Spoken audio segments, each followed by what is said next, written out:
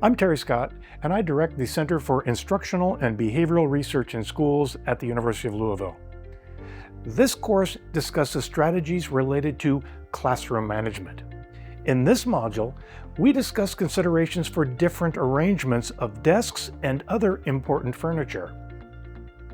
In the last module, we talked about active supervision and the ability to maintain eye contact, and we discussed the need for large furniture to be near a wall to prevent a break in sightlines. As a basic rule of thumb, we want to arrange the room so that wherever the teacher may be, every student could be seen with nothing more than a turn of the teacher's head.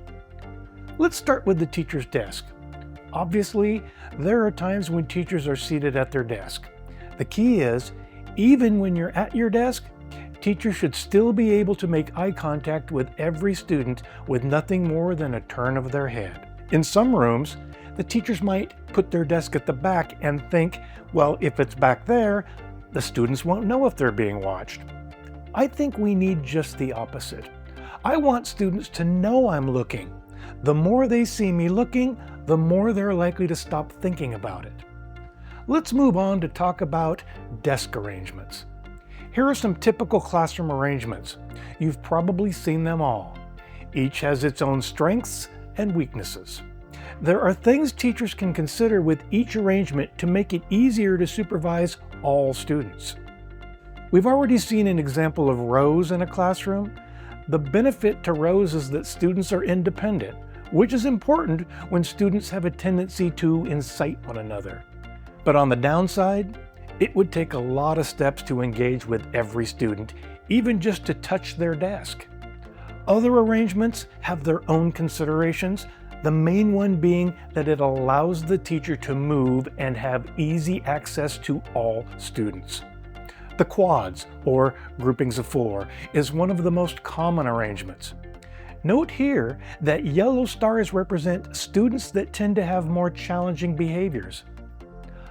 I like the clean symmetry of this look, but for larger adults, one might question whether there is sufficient room for the teacher to casually wander by all the students. One possible arrangement option is to spread the groups out more. The more open space allows the teacher to go back to the casual walk, but with the ability to end up near to students needing more assistance. Please note that these students are placed on the inner part of that circle. Long tables can present problems for teachers because they create difficulty for walking through the room. As any teacher knows, the spaces between these tables are filled with chairs, coats, and backpacks, making it very difficult to access all the students. Some basic consideration of the table placement can create a space in which the teacher can easily move about the room. In this new arrangement, the teacher can place students in need of more assistance in the back row and still have easy access for frequent interaction. The key again is to open the room to allow the teacher to casually wander in a manner that allows supervision of all students, with additional attention to some. Round tables may be the least common, and they have their own strengths and weaknesses. For teachers that move a lot, but not with any purposeful routes, the round tables are nice because they can be set up so that one is never more than 3 or 4 steps from any other table. As seen here, the teacher can move about rather randomly and yet still maintain proximity.